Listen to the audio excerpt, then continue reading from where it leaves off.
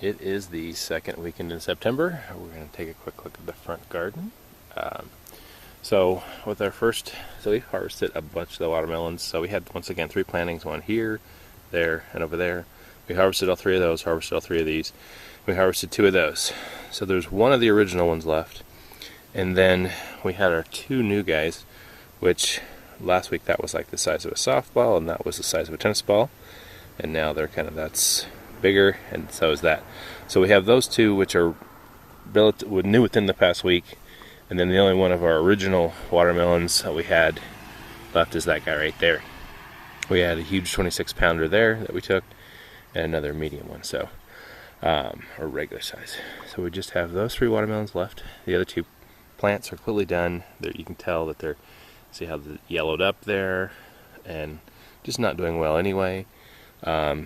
And this plant still has a bit of green, a bit of life, was putting out those flowers still now. So we're going to leave this one in there, but what I'm going to do is take those other plants out and just get rid of them, because there's no point having them around. Then we can start to clear out the beds and get rid of anything that shouldn't be growing in there. The next is our butternut, and you can see that there are some here and here and here and here and here and here and here. So have lots of them, and some of them are very good size too. There's still about 16 to 20, and still putting out new ones. There's a nice little female fruit right there waiting to get fertilized. So very exciting about the butternuts. We're going to have plenty. And there's another female fruit, looks like it got fertilized maybe. So very excited about that. That's doing very well. The plant still looks well. Here's another female fruit. See, they just going to keep going, and these will go all the way up until the frost kills the vine. So really excited about that. Really happy with how productive this has been, and how prolific the vine, and especially how fruitful the vine has been. Lots and lots of fruit.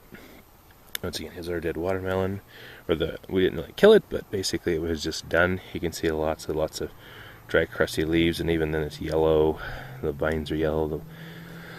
The leaves are yellow. I don't know if something happened to it, or if it was just done, or just the fact that this had got more intense hot sun, and that guy over there was in the shade of the trees a little bit. So I'm not sure, but anyway, it's done.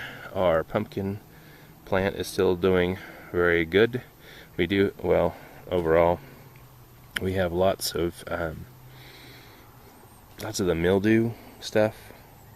Yeah, I did change the watering a bit to not water as much, because it's spraying on it, because it is much cooler now. It's actually in the 50s right now this morning, which is great for me, but changes the dynamic of the plants, and as well as the water evaporation and stuff like that. So this stuff doesn't evaporate quite as quick and hangs around as part of it. So we're having a lot of plant dieback here. You can see the brown crusty leaves, the yellow leaves. I'm not sure exactly what's happening, but we're also having some new growth.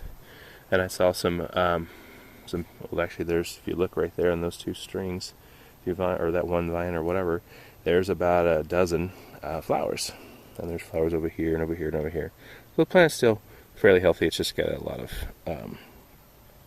stuff happening. And there's still 10 or so, and I just now saw this new pumpkin right there.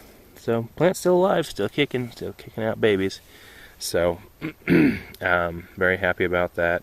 Even with some of this dieback, that's fine, as long as it's, continuing to be healthy. It'll be all right. There's another one that got fertilized right there. So I'm not sure if these new babies are going to make it all the way until the frost. They'll basically be fully developed, but we'll see.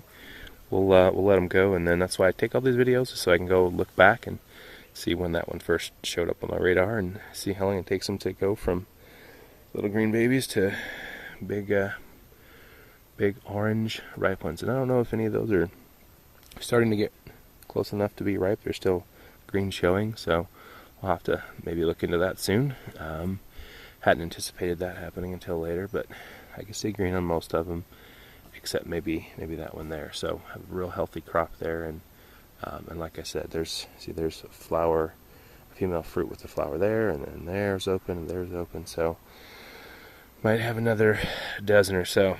here's the last watermelon plant. Once again, just going to pull this out. This was one of the plants. You can see right here. It is completely dead and crusty. And it was alive. This one was the one that bare the watermelon that sat right there. And then this other plant, so it was just 2 seeds, 2 plants that produced this one.